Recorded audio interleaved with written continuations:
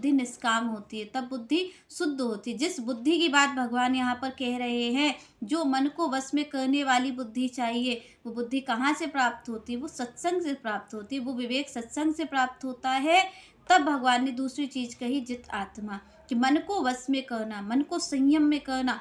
जिस दिन आपकी बुद्धि ये निर्णय कर लेगी, क्योंकि आप और हम बुद्धि के ही अनुसार कार्य करते हैं, और जब बुद्धि ये निर्णय कर लेगी कि भाई ये ही चीज़ सही है, जैसे यहाँ पर कहा तुलसीदास जी ने कि सत हरि भजन जगत सब सपना। अब आप ये बताइए कि क्या ये मन निर्णय कर सकता है कि भगवान का भजन सत्य है, तो ये संसार झूठा है? ये मन का निर्णय हो सकता है? नहीं, क्योंकि मन जो है, मन कुछ नहीं जानता, मन के पास बुद्धि थोड़ी नहीं है। मन का तो सीधा एक कार्य है कि आपको जो निर्देश बुद्धि करेगी, मन उसी के अनुसार आचरण करता है। मन के अपने पास कोई बुद्धि नहीं है।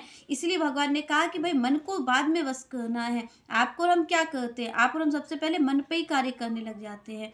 जहाँ कोई भजन करना है, भाई मन एकाग्र नहीं हो रहा, मन वश में नहीं हो रहा, मन से हम भजन नहीं कर पा रहे, तो ये सब क्या कार्य है? इसके मूल में क्या है? आपकी बुद्धि। बुद्धि क्या कार्य कर रही है? निर्णय का कार्य कर रही है। और बुद्धि किस में आ सकते हैं? बुद्धि अभी क्या निर्णय कर रही है कि संसार जो है यही सब कुछ है। और जब तक बुद्धि आपसे ये कह रही है कि संसार सब कुछ है, और मन उस बुद्धि का ही दास है, तो मन संसार में ही तो लगेगा, भगवान में कैसे लगेगा? तभी यहाँ पर भगवान ने कहा कि पहली चीज़ क्या है कि आपकी बुद्धि सही होनी चाहिए। और बुद्धि कहाँ से शुद्ध होती है?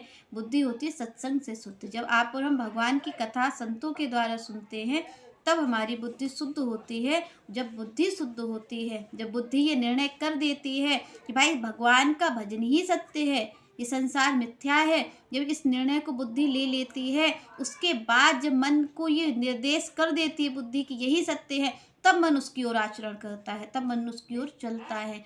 तब यहाँ पर मन को वश में किया जा सकता है, क्योंकि मन को संयमित करना क्या है?